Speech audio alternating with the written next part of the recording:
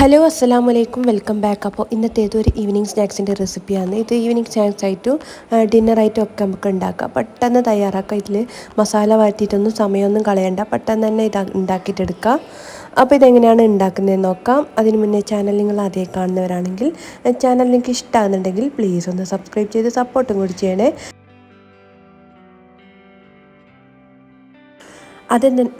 ഞാനിവിടെ വലിയൊരു ഉരുളക്കിഴങ്ങ് തൊലിയെല്ലാം കളഞ്ഞെടുത്തിട്ടുണ്ട്. അത് നമുക്കൊരു കുക്കറിലേക്ക് മുറിച്ചിട്ടിട്ട് കൊടുക്കാം.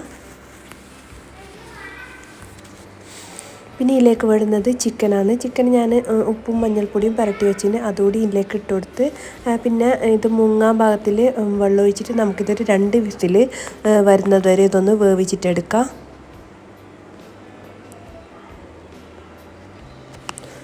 പിന്നെ ഇതിലേക്ക് ഞാൻ ആവശ്യത്തിനുള്ള ഉപ്പ് കൂടി ഇട്ട് കൊടുക്കുന്നുണ്ട്. ഇനിയിപ്പോൾ ഒരു പാത്രത്തിലേക്ക് ഞാൻ 1 കപ്പ് മൈദപ്പൊടി ഇട്ട് കൊടുക്കുന്നുണ്ട്.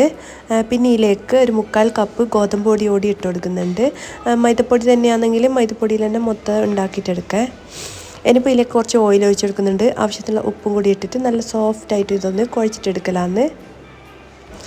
അപ്പോഴേക്ക് ഉരുളക്കിഴങ്ങും ചിക്കനെല്ലാം വെന്തിട്ടുണ്ട്. നമുക്കിതുപോലെ ഒന്ന് ഉടച്ചിട്ടെടുക്കാം. പിന്നെ ഇപ്പോൾ ഇതിലേക്ക് ഞാൻ കുറച്ച് മല്ലി ചപ്പ് ഇട്ട് കൊടുക്കുന്നുണ്ട്. പിന്നെ കുറച്ച് കുരുമുളക് പൊടി ഇട്ട് കൊടുക്കുന്നുണ്ട്. പിന്നെ കുറച്ച് ചില്ലി ഫ്ലക്സ് കൂടി ഇട്ട് കൊടുക്കുന്നുണ്ട്. പിന്നെ ഉപ്പ് നോക്കിയിട്ട് ഉപ്പ് വേണമെങ്കിൽ കുറച്ച് ഉപ്പ് കൂടി ഇട്ടിട്ട് ഇത് നന്നായിട്ട് തന്നെ ഒന്ന് കുഴച്ചിട്ടെടുക്കാം.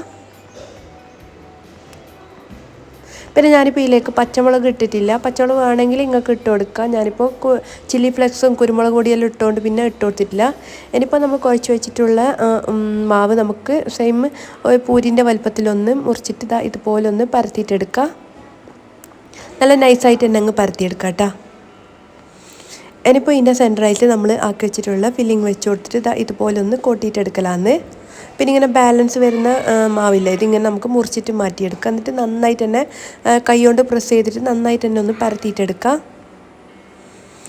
അപ്പോൾ മുഴുവനും ഞാൻ അതുപോലെ ഒന്ന് ആക്കി എടുത്തിട്ടുണ്ട്. ഇനിയിപ്പോൾ നല്ല ചൂടായ എണ്ണയിലേക്ക് ഇട്ടിട്ട് നമുക്ക് പൊരിച്ചിട്ടെടുക്കാം. അപ്പോൾ ലോ ടു മീഡിയം ഫ്ലെയിമിലിട്ടിട്ട് വേണം ഇതൊന്ന് ഫ്രൈ ചെയ്തിട്ടെടുക്കാൻ.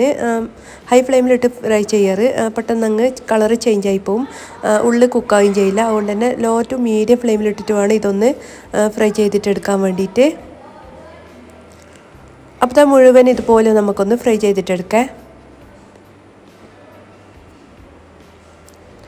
അപ്പോൾ ഇത്രയേ ഉള്ളൂ. നല്ല ടേസ്റ്റി ആയിട്ടുള്ള സ്നാക്സ് ഇവിടെ റെഡി ആയിട്ടുണ്ട്. മസാലയൊന്നും വാട്ടാണ്ട് അധികം സാധനങ്ങളൊന്നും വേണ്ടാണ്ട് പെട്ടെന്ന് തയ്യാറാക്കാൻ പറ്റിയൊരു ഈവനിങ് സ്നാക്സ് ആയത്. അപ്പോൾ എല്ലാവരും ട്രൈ ചെയ്ത് നോക്കുക, ഫീഡ്ബാക്ക് അറിയിക്കുക. അപ്പോൾ ഇന്നത്തെ വീഡിയോ ഇത്രയേ ഉള്ളൂ. വീഡിയോ എല്ലാവർക്കും ഇഷ്ടമായെന്ന് വിചാരിക്കുന്നു. ഇഷ്ടമായെങ്കിൽ ലൈക്ക് ചെയ്യുക, ഷെയർ ചെയ്യുക. സബ്സ്ക്രൈബ് ചെയ്ത് കാണാത്തവരാണെങ്കിൽ പ്ലീസ് ഒന്ന് സബ്സ്ക്രൈബ് ചെയ്ത് സപ്പോർട്ടും കൂടി ചെയ്യുക. അപ്പോൾ വീണ്ടും നല്ലൊരു വീഡിയോ ആയിട്ട് വരുന്നത് വരെ ബൈ.